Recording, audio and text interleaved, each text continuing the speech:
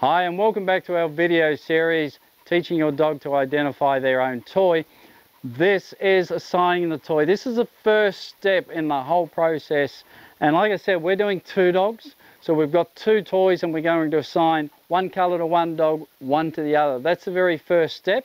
We're going to let the dog know that that is their toy, that that color is their color. So that is the toy they can have. We're then going to do a little bit of work just getting the dog to take and give up the toy. So that's really important. We're going to control that toy. We're going to teach the dog that that toy is theirs and they will always be protected from outsiders or other dogs coming and take that toy. So they don't need to guard it, they don't need to fight for it, but we will make sure nobody else comes and takes that toy. But whenever we want that toy, we're going to take it. So we give the toy, we take it the toy. So that's what we're going to teach them. And then we're going to teach just a little basic fetch. All right, so for dogs that don't know fetch, we're going to throw that in as well. So, Tenchi, up. Okay, so we're going to use Tenchi for this one. He's terrific for it because he's got a really high prey drive. He's a really high drive dog in the first place. I'm not going to need treats with him with this because basically the moment he sees balls or a tug toy, he goes into prey drive. So his digestive system shuts down and he's not going to eat. His pleasure comes from killing this thing, and you'll see with it. And he's a bit pedantic with it, and it gets a little bit frustrating sometimes. If it gets a bit much, I'll have to firmly put an end to it, but he will kill this until he's ready, and then he'll drop it for me.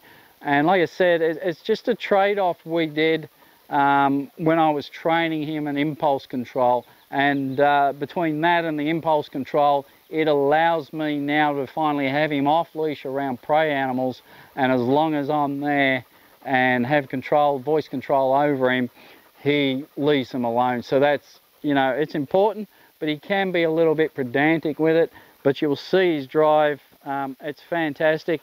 And Muppy's a polar opposite, so one of the things you will see in this is I'll mainly use Tenchi, but at the same time in the background I'll be training a Kuma at the same time. So when I get to areas where there's a big difference in the training, I will bring him in and I'll show you those big differences. The basics are always the same when you're training a dog, no matter the breed, no matter the dog, okay? It's more on individual personalities than it is breed. Specific breed training is the biggest load of crap you'll ever meet.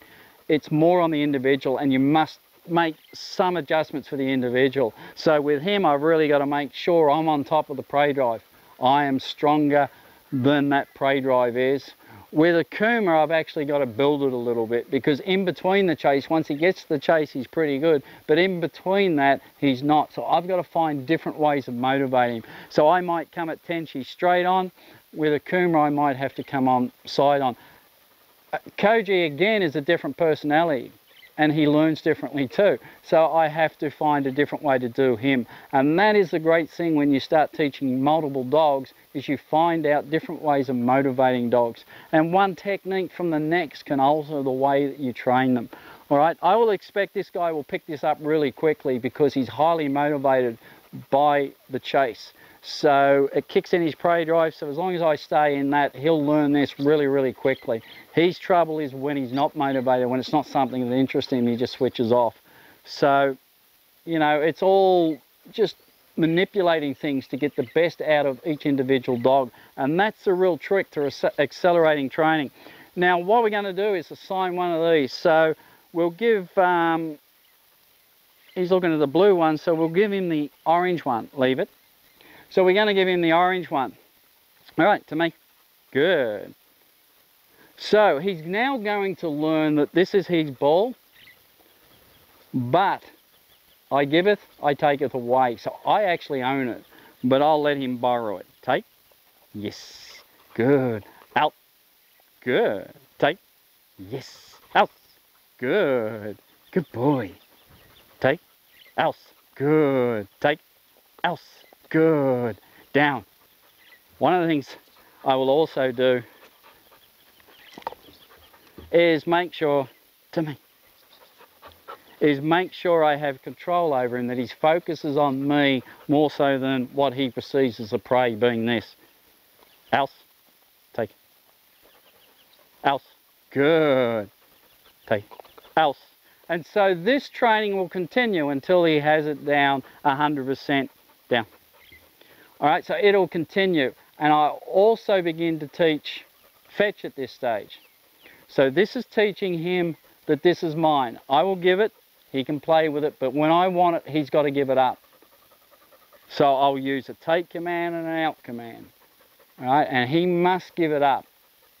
All right, anything like this, teeth on skin, game ends, over. All right, teeth on skin, game ends. Accidental or not, doesn't matter, game ends. So if you've got a mouthing dog that hasn't been taught bite inhibition, teeth on skin, game ends. Get in there, teach it bite inhibition. It's really important. Don't let the dog be putting teeth on skin. All right, so now we're going to show you fetch as if you've got an untrained puppy. Now, if that puppy's going to take the ball and take off, put a lead on them. If your untrained dog's going to take the ball and take off, put a lead on them. Use a lead to guide them back into you, to teach them to bring it back. Like I said, you'll get to see his pedantic ways of having to kill this before he gives it up.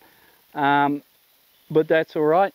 But we're going to start off nice and small. So if you've got a pup, you don't want to be getting there and throwing the ball and making them run all that way. It's very short, so you're not damaging their joints, nice and slow. All right, so we're going to do that for him. Off camera, when I'm training this to him, they'll be normal long throws because he does know fetch and he is conditioned and he is fully grown. So we just put it out there nice and slow. Good boy to me. And we bring it back in. All right, now if your dog's going to take off, like I said, get a lead and bring him in. You'll see Tenchi has to kill the ball. Tenchi to me. Leave it. And I'll put an end to it when I've had enough. Good. Up. And again, he gets up here and there's all those things. If you've looked at my stack training and platform work, there's certain things that he has to do when he gets up here. Now, basically, I'm beginning to instill impulse control and calmness in between this madness. All right? So it's just out. Good to me.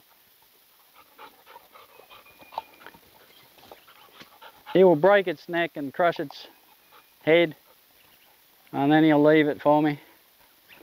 Now he should automatically, all going well, do that. And that's just going into automatic impulse control. Yes. That's just going into a down.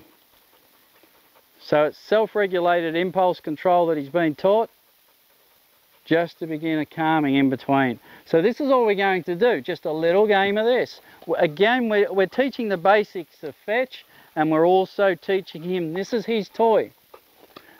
This is his toy because I allow it to be. That's the important thing, because remember, we're protecting against resource guarding. Good. Take it. Else. So he can have when I say he can have, else. He's got to give it when I say he's got to give it. All right, it's really basic and it's really simple, but it's very powerful and it's very important.